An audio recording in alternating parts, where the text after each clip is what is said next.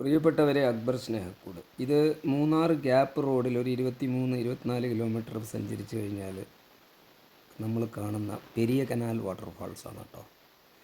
Periya canal waterfalls കഴിഞ്ഞ് ഒരു 3-4 kilometre പോയാൽ മൂന്നാറിലെ തന്നെ ഏറ്റവും മനോഹരമായൊരു ടൂറിസ്റ്റ് അട്രാക്ഷനാണ് ആനയിറങ്കൽ ഡാം. തേയിലത്തോട്ടങ്ങൾക്ക് നടുവിൽ ഒരു മഹാനായ ചിത്രകാരൻ ചിത്രം വരച്ചതുപോലെ നമ്മെ മോഹിപ്പിക്കുന്ന ഈ സുന്ദരി, ഇതാണ് ആനയിറങ്കൽ ഡാം. ധാരാളം ആനകളൊക്കെ വെള്ളം കുടിക്കാനൊക്കെ ഇങ്ങനെ ഇറങ്ങുന്ന ഒരു പ്രദേശമാണത്. ഭാഗ്യമുണ്ടെങ്കിൽ നമുക്ക് കാട്ടുപോത്തിനെയും ആനകളെയൊക്കെ ഇവിടെ കാണാം.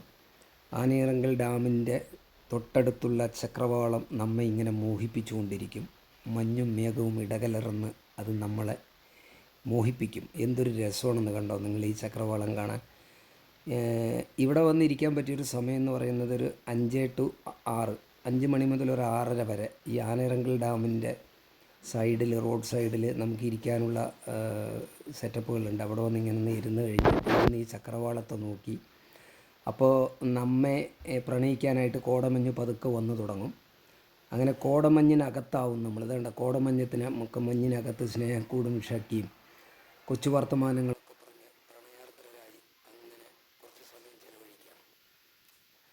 പ്രിയപ്പെട്ടവർ, ജീവിതം എന്ന് പറയുന്നത് അത് വളരെ മനോഹരമായ ഒരു ഓപ്പർച്യൂണിറ്റിയാണ്, ഒരവസരമാണ്. സന്തോഷിക്കാനും ആഘോഷിക്കാനും സ്നേഹിക്കാനും നമുക്ക് കിട്ടിയൊരവസരം. അത് നമുക്ക് ചുറ്റും സൗന്ദര്യം പല രൂപത്തിലും ആവിഷ്കരിച്ചുകൊണ്ടിരിക്കുന്നുണ്ട്.